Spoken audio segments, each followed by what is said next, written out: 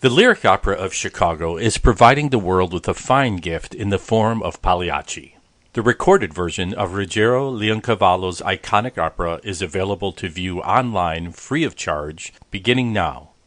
This is Reno Lovison, executive producer at ChicagoBroadcastingNetwork.com, showcasing multicultural and age-diverse people, art, music, theater, and events, and theater reviewer for ChicagoTheaterAndArts.com, where you can read this review and more.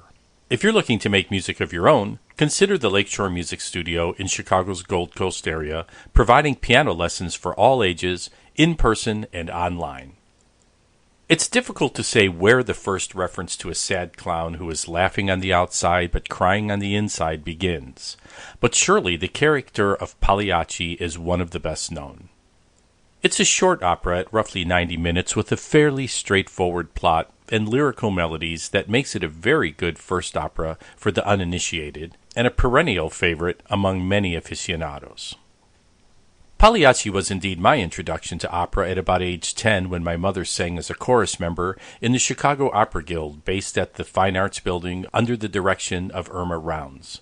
Of course, the great Caruso gave Pagliacci to the world in 1907 when the composer himself directed the famed tenor in the first phonograph recording of an entire opera, making them both worldwide sensations.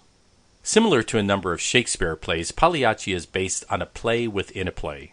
The story is centered around a troupe of actors performing a commedia dell'arte performance, a theater style that originated in Venice and features character types, including at least 3 clowns, that would be particularly familiar to Italian audiences. In the opera's Commedia dell'arte company, the character of Pagliacci is played by Canio, and his wife Netta plays Columbine, while Tonio plays one of the lesser parts. In the updated lyric version of the opera, Netta, sung by Eileen Perez, is an unfaithful wife whose current love interest is a stagehand, Silvio, sung by Lucas Meacham. Quinn Kelsey plays Tonio, who is secretly in love with Netta, but she rejects him, at which point his adoration turns to resentment. To seek revenge, Tonio leads Canio, sung by tenor Russell Thomas, to witness for himself Netta's unfaithfulness. In a rage, Canio pursues Silvio, who escapes. In good theatrical tradition, the troupe evidently decides the show must go on. In preparation for his performance, Canio sings the famed aria Vesti la Giubba, where he laments that the world sees him as a ridiculous clown, when he is in fact a man with deep emotions.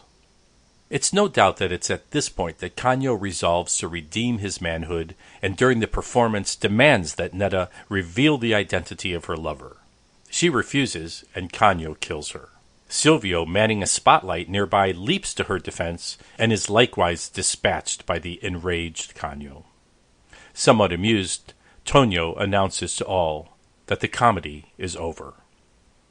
The brilliant part of this Lyric Opera of Chicago's streaming version of Pagliacci, directed by Peter McClintock, with film direction by Matt Hoffman and scenic design by Maria DeFabo Aiken and Scott Wolfson, is the use of the Lyric Opera House itself as the set location. The action begins outside the building with baritone Quinn Kelsey singing the prologue, as he strolls into and through the building, ultimately onto the stage, where the bulk of the performance takes place. This is a story about actors, so the Lyric creative team takes full advantage of the company's readily available stagecraft apparatus as their backdrop.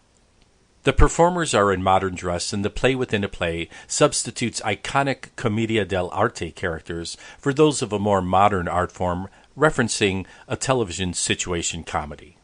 This is where it gets a bit muddy for me. I love the concept, but in my view, costume designer Scott Marr is missing something by not having Pagliacci in a more comic costume. After all, it's Pagliacci's ridiculous visual persona contrasted with his depth of emotion that is the essence of the character and the story. Additionally, tenor Thomas, who has an outstanding voice, does not give Vesti la Giubba full throttle. No doubt the feeling is that since this is a more intimate filmed version, he didn't want to seem over the top. However, the result is a kind of tepid emotion that doesn't fully convey the character's torment that will ultimately lead him to murder. This, together with the lack of costume or makeup as a reference, flattens the storyline. There's still plenty to love about this production, with its backstage views and enjoyable melodies. The always brilliant lyric chorus led by Michael Black seems to be having a great time singing toward the proscenium for an entirely new point of view, while Enrique Mazzola conducts the thrilling orchestra from some unknown location, presumably a practice room somewhere on site. I've been assured that this streaming version will be available for quite some time into the future. I won't say how long, as I don't want to discourage you from logging on at lyricopera.com/Pagliacci and reserving your streaming link. There's no charge, but you will have to give some contact information. While you're at it, there's an option to make a donation or opt into their communication. Neither is necessary, but I suggest you do both. Now that COVID seems to be slowly getting under control, we're all getting more and more anxious to get back into the theaters. Please be kind and wear a mask and practice prescribed social distancing as requested by the venue you're visiting. And continue to support your local theaters in every way you can through donations and by attending online performances provided for your enjoyment and for the benefit of the actors and crew they employ. This is Reno Lovison, executive producer at ChicagoBroadcastingNetwork.com, reminding you, if you need video or podcast production assistance for your business or organization, check out renoweb.net. If you enjoyed this podcast episode, be sure to check out some of our other episodes and be sure to like, subscribe, and share as usual. Thanks a lot.